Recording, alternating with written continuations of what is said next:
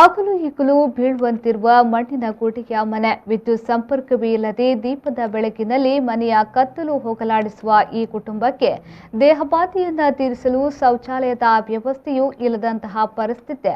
ರಸ್ತೆಯ ಸೌಕರ್ಯವಿಲ್ಲದೆ ಸುಮಾರು 1.5 ಕಿಲೋಮೀಟರ್ ದೂರ ನಡೆದುಕೊಂಡೇ ಹೋಗಬೇಕಾದಂತಹ ದುಸ್ಥಿತಿ. ದಕ್ಷಿಣ ಕನ್ನಡ ಜಿಲ್ಲೆಯ ಪುತ್ತೂರು ತಾಲೂಕಿನ ಕಬಕ ಗ್ರಾಮದ ಪೊಳ್ಳಿ ಎಂಬಲ್ಲಿ ವಾಸಿಸುತ್ತಿರುವ ಮೂಲಭೂತ ಸೌಲಭ್ಯ ವಂಚಿತ ಕುಟುಂಬವೊಂದರ ಕಣ್ಣೀರ ಕಥೆಯಿತು.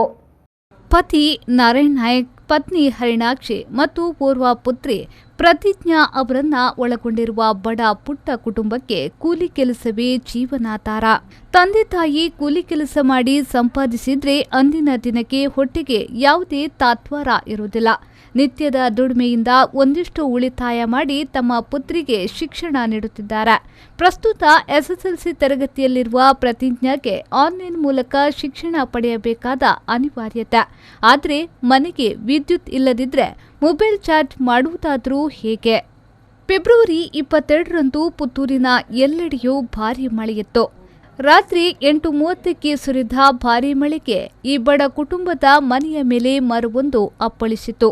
ಈ ಸಂದರ್ಭ ತಾಯಿ ಮಗಳು ಮನೆಯೊಳಗಡೆ ಇದ್ರು. ಆದರೆ ಅವರು ಅಪಾಯದಿಂದ ಪಾರಾಗಿದ್ರು. ಇದಾದ ಬಳಿಕ ಪಂಚಾಯತ್ನವರು ಬಂದು ಮನೆಯ ಫೋಟೋ ತೆಗೆದುಕೊಂಡು ಹೋದ್ರು.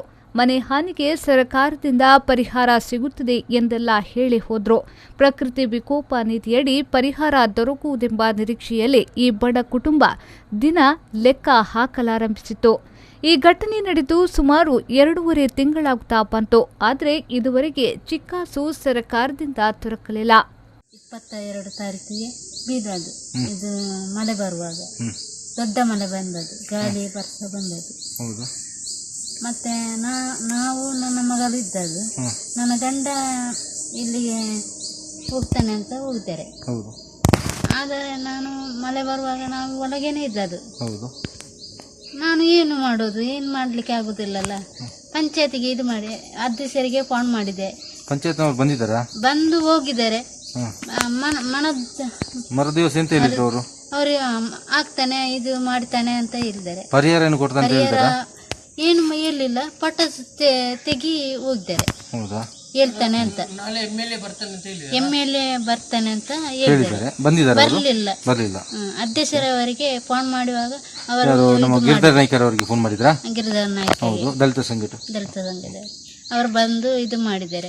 ಅವರನ್ನು ಎಲ್ಲ ಬರ್ಲಿಕ್ಕೆ ಹೇಳಿ ಬರುವಾಗ ಆಯ್ತು ಆಯ್ತು ಅಂತ ಹೇಳಿದ್ದಾರೆ. ಏನು ಸಿಕ್ಲಿಲ್ಲ. ಮತ್ತೆ ನಾವು ಏನು ಮಾಡುವುದು? ಒಂದು ನನ್ನ ಗಂಡ ಹೇಳಿದ್ದಾರೆ, ಏನು ಮಾಡುವುದು, ನಾವು ಬಾಡಿಗೆ ರೂಮ್ ಹೋಗುವ ಅಂತ ಹೇಳಿದ್ದಾರೆ. ಮನೆಯಲ್ಲಿ ಕರೆಂಟ್ ಇಲ್ಲ, ದಾರಿ ಇಲ್ಲ. ಅದಕ್ಕಾಗಿ ನಾವೇನು ಮಾಡಬೇಕು? ನಮಗೆ ಆನ್ಲೈನ್ ಕ್ಲಾಸ್ ಆಗ್ತಾಯಿದೆ, ಓದಲಿಕ್ಕೆ ಆಗ್ತಾ ಇಲ್ಲ. ನಾವೆಂತ ಮಾಡಬೇಕು? ಅದಕ್ಕಾಗಿ ನೀವು ಆದಷ್ಟು ಬೇಗ ಮನೆ ಪರಿಸ್ಥಿತಿಯನ್ನು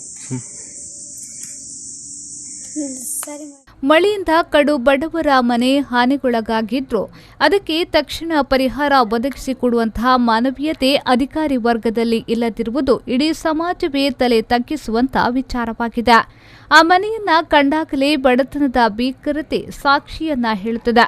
ಆದರೆ ಪಂಚಾಯತ್ನ ಅಧಿಕಾರಿಗಳು ಸ್ಥಳಕ್ಕೆ ಭೇಟಿ ನೀಡಿ ಫೋಟೋ ತೆಗೆದುಕೊಂಡು ಹೋದವರ ಪತ್ತೆಯೇ ಇಲ್ಲದಂತಾಗಿದೆ. ಈ ಕುರಿತು ವಿಚಾರಿಸಿದ್ರೆ ತಮ್ಮ ಜವಾಬ್ದಾರಿಯನ್ನ ಇನ್ನೊಬ್ಬ ಅಧಿಕಾರಿಯ ಹೆಗಲ ಮೇಲೆ ಜಾರಿಸಿ ಬಿಡುತ್ತಿದ್ದಾರೆ. ಜನಪ್ರತಿನಿಧಿಗಳಿಗೂ ಈ ಕುಟುಂಬದ ಕಣ್ಣೀರ ಕತೆ ಕಣ್ಣೀರು ಭಾರತಿ ಇರುವುದು ವಿಷಾದನೀಯವೇ ಸರಿ. ಇಂಥವ್ರನ್ನು ಬಲಿಪಶು ಮಾಡ್ತಾರೆ ಅಂತ ಹೇಳಿದ್ರೆ ನಮಗಂತೂ ಭಾರಿ ಬೇಸರದ ವಿಷಯ. ಯಾಕೆ ಗೊತ್ತುಂಟ, ಇಂಥ ಒಂದು ಇಷ್ಟು ತಿಂಗಳಲ್ಲಿ ಫೆಬ್ರವರಿ ಅಂದರೆ ಇಷ್ಟು ತಿಂಗಳು ಎಷ್ಟಾಯಿತು? 3.5 ತಿಂಗಳಾಯಿತು. 3 ತಿಂಗಳು ಸತ್ತೋಗಿದ್ದಾರೆ ಇವರು. ಪಾಪ ಬಡವರನ್ನು ಯಾಕೆ ಇದು ನಿರ್ಗತಿ ಮಾಡ್ತಾ ಇದ್ದಾರೆ? ನಾನು ಅದು ಕೇಳ್ತಾ ಇದ್ದೇನೆ. ನನಗೆ ಏನು ಅಂತ, ನಾವು ಸಂಘಟನೆಯವರು ನಾವು ಏನು ಹೆಲ್ಪ್ ಮಾಡಬೇಕು ಇವರಿಗೆ? ಯಾಕೆ ಮಾಡಬೇಕು? ಆದರೆ ಇವನು ಸರ್ಕಾರ ಏನು ಸತ್ತು ಹೋಗಿದೆ. ಇವರು ಕೊರೋನಾದಿಂದಾಗಿ, ನಾನೊಂದು ಹೇಳ್ತಾ ಇದ್ದೇನೆ, ಕೊರೋನಾ ಏನೇ ಬೇಕಾದರೆ ಮಾಡಲಿ, ಬಡವರಿಗೆ ಇಷ್ಟು ಅನ್ಯಾಯ ಆದರೆ ಯಾಕೆ ಇವರು ಮೂಲ ಸೌಕರ್ಯ ಮಾಡಿಕೊಡುವುದಿಲ್ಲ?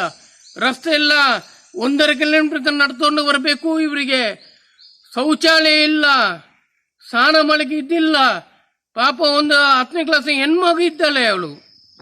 ಏನು ಇವರು ಮಾಡ್ತಾ ಇದ್ದಾರೆ? ಇವರು ಯಾಕೆ ಬೇಕಾಗಿ ಇವರನ್ನು ಕಷ್ಟಪಡ್ತಾ ಇದ್ದಾರೆ? ಒಟ್ಟಿನಲ್ಲಿ ಕಳೆದ ಅದೆಷ್ಟೋ ವರ್ಷಗಳಿಂದ ಮೂಲಭೂತ ಸೌಕರ್ಯ ವಂಚಿತ ಬಡ ಕುಟುಂಬವೊಂದು ಕಷ್ಟದಲ್ಲಿ ಜೀವನ ನಡೆಸುತ್ತಿದ್ದಾರೆ. ಈ ಬಗ್ಗೆ ಸಂಬಂಧಪಟ್ಟವರು ದೂರು ನೀಡಿದ್ರೂ ಯಾವುದೇ ಪ್ರಯೋಜನವಾಗಿಲ್ಲ. ಕಬಕ ಗ್ರಾಮದ ಪುಳ್ಯ ಎಂಬಲ್ಲಿ ವಾಸಿಸುತ್ತಿರುವ ಈ ಬಡ ಕುಟುಂಬದ ಸಂಕಷ್ಟಕ್ಕೆ ಸಂಬಂಧಪಟ್ಟ ಅಧಿಕಾರಿಗಳು ಪರಿಹಾರ ಒದಗಿಸಬೇಕಾಗಿದೆ. ಅನೀಶ್ ಕುಮಾರ್, ವಿ4 ನ್ಯೂಸ್, ಪುತ್ತೂರು.